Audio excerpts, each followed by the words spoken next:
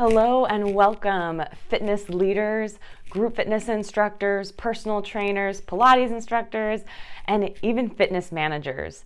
Today I'm excited to talk to you about my thoughts on returning to teaching and training responsibly after this pandemic.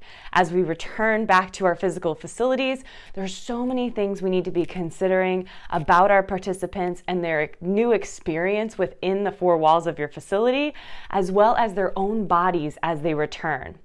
If you're new to this channel and you find that what I have to say today is beneficial to you, then please subscribe to the channel and hit that notification button so that you can be notified when new videos are posted. All right, so let's dive into today's concept. Today's concept, as I mentioned, is all about how we as fitness leaders need to be considering where our participants are coming from and coming out of the pandemic. So some things that I really want us to think about are the fact that it's so easy to give somebody a kick-ass workout, to give somebody a workout that leaves them feeling extremely sore, leaves them feeling wrecked and destroyed after the workout happens. It's so easy to do that. And our participants and our members can easily find a workout that will kick their butt online. And before our pandemic experience, it was definitely, maybe took a couple minutes to find said experience online, but now it's within milliseconds that they're able to find that intense, challenging, not necessarily personalized, but extremely hard workout. So people can find that workout anywhere, anytime on the internet. So we need to start to consider how our experience is going to be different. We may be just excited to return to teaching our clients fitness and to bring them back to right where they were when they left from the pandemic, during the pandemic. But we have to remember that we ourselves are different, as well as our participants are very different. And if we want to be responsible and take care of our clients and show that we care about them, then it's going to be the most important time for us to help educate them and prepare them for workouts that we are going to teach responsibly. So something I'd like to focus on is that not everybody can program and create and coach and communicate a well thought out, a well programmed experience for all fitness levels and take into consideration what they may have gone through during the pandemic. So it takes a special person with the experience and the education to provide that thoughtful experience for their participant. This experience is a safe experience, but also it makes people feel much better when they leave class rather than feeling like they've been destroyed.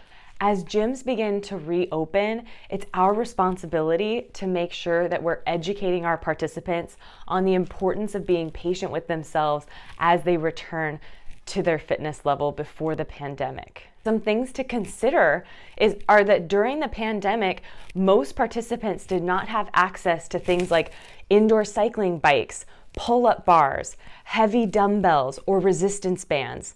So if we think about those things, we think about them picking up a heavy dumbbell once again after a long 2 to 3 month break from said dumbbell of who knows how much weight it is that they had left before the pandemic, being able to pick up with no problem and do however many reps of something. As they return, how is their body going to react to them? Asking it to do the exact same thing after all of that time.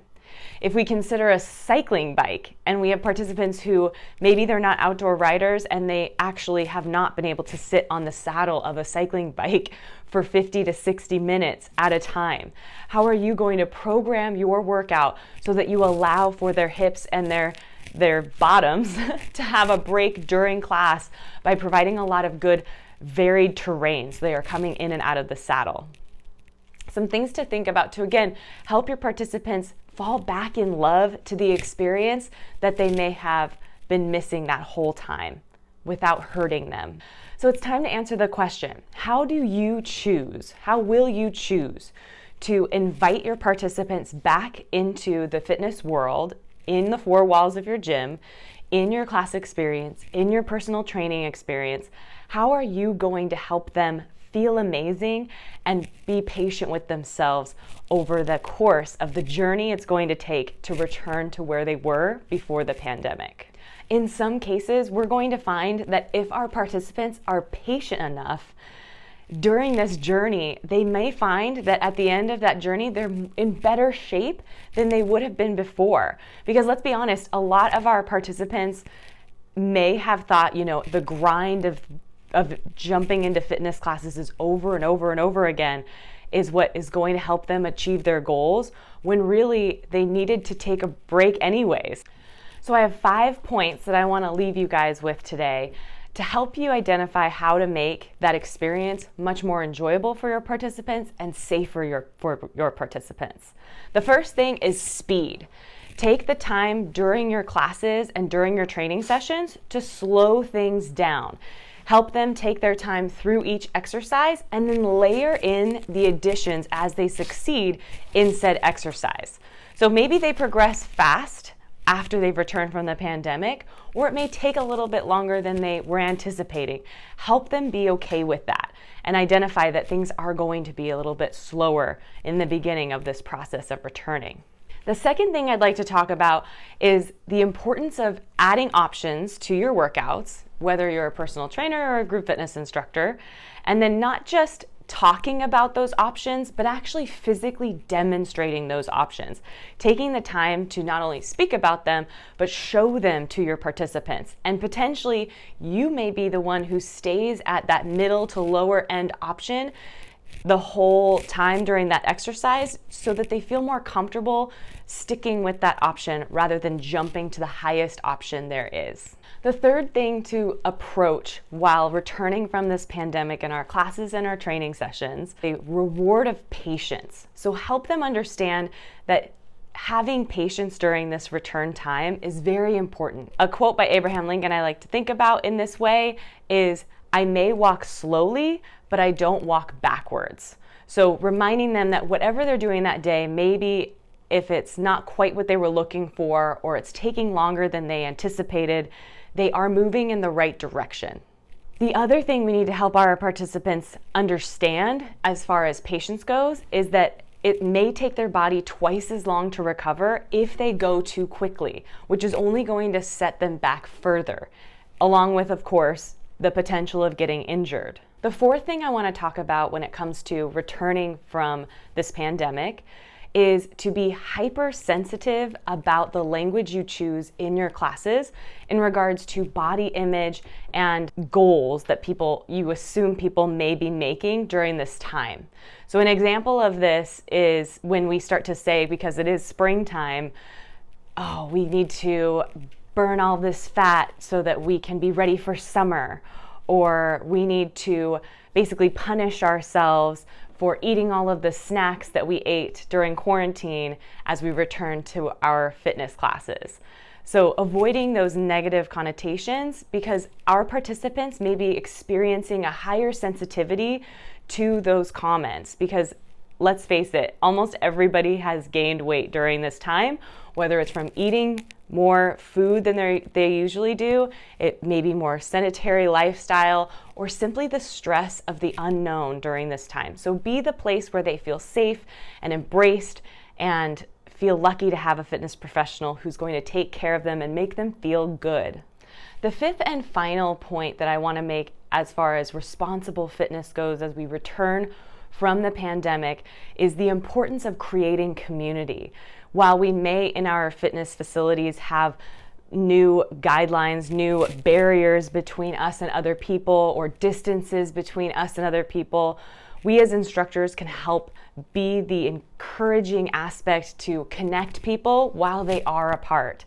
Some ways I was thinking of doing this are encouraging people to turn and look and ask the person next to them what their name is and what their most exciting part about class, what they're looking forward to the most that day as we return from being home for so long.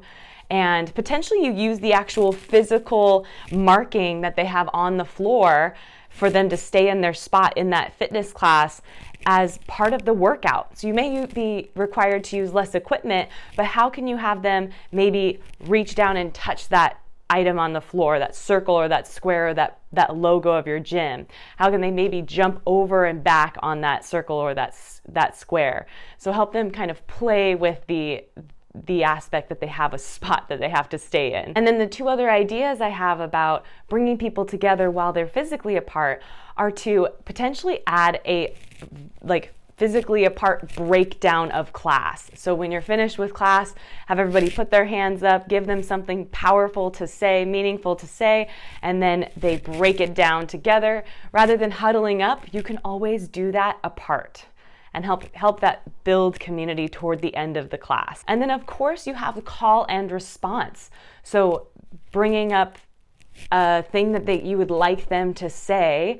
Maybe we have one instructor named Donnie Ray who does a great job at the end of a set, adding 0 at the end and asking everybody to say 0 together, so that there's an extra rep after most exercises, so that they're adding that they're embracing it and they're saying it together. So adding that extra community. Again, I really hope that these 5 considerations to returning from our pandemic experience help you be more responsible with your clients, help take care of them and shepherd them through this return to their original fitness level and beyond. And I appreciate you all being here and watching this video.